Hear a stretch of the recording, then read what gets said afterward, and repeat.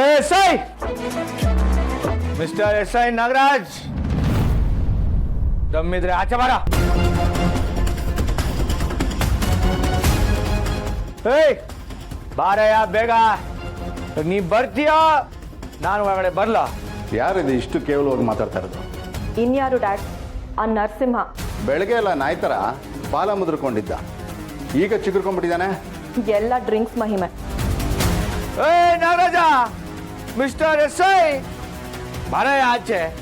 ಮಗಳೇ, ನಿನ್ನ ಹತ್ರ ಏನಾದ್ರು ಕಿರಿಕ್ ಮಾಡ್ಕೊಂಡ?